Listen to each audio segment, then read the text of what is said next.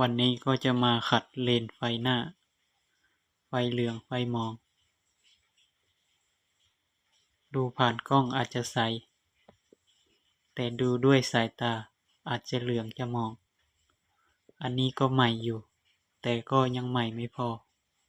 ต้องใหม่กว่านี้อีก เดี๋ยวจะขัดให้ดู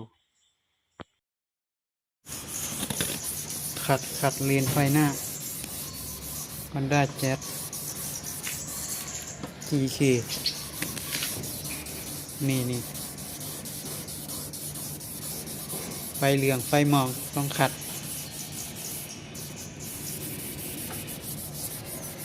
ถ้าขัดไม่หายก็เปลี่ยนเลยอย่าดูแต่ตาม้าตาเรือ ดูตารถบ้าง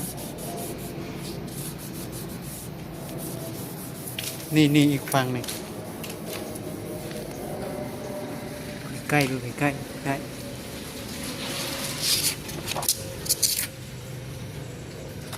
ใช้เบอร์1,000กับเบอร์2,000ปกติอย่าใช้เบอร์800ก่อน แต่เบอร์800ไม่มีก็ใช้เบอร์1,000กับเบอร์2,000แล้วก็ขัดหยาบขัดต่อด้วยขัดเงาโอเคตามนั้น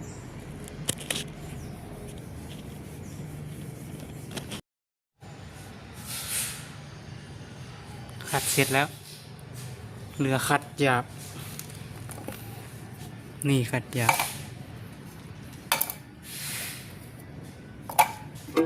นี่ขัดเงา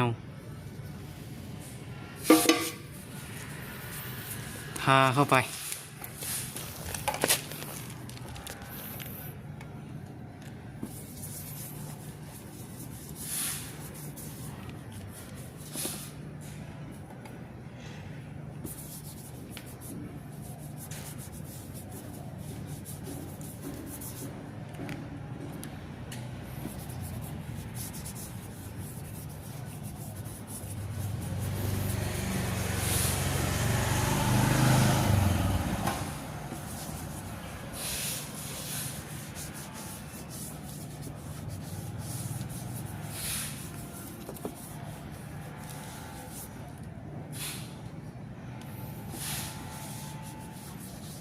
ทิ้งไว้สักพักให้น้ำยาเซ็ตตัวก็ขัด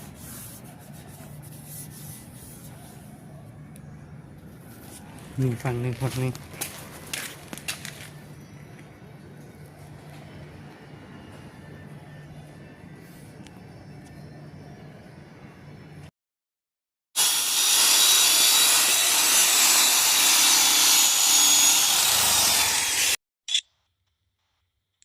การทำให้เลนไฟใสก็มีหลากหลายวิธี วิธีนี้ก็ขัดใช้เครื่องขัดหยาบแล้วก็มาขัดเงารับรองใสแน่นอน แต่ถ้าเป็นรอยร้าวด้านในจะไม่ออก ถ้าด้านนอกก็จะออกไฟเหลืองไฟหมอกรับรองวิธีนี้ก็ได้ผลขัดแล้วเป็นจังได้ใส่บ่พ่อแม่พี่น้องเบิ่งใส่กว่าเก่าแน่นอนนี่วิธีนี้ก็เป็นอีกวิธีหนึ่งที่จะทำให้เลนไฟหน้าใสก็สามารถไปทำกันได้เด้อเพื่อนๆพี่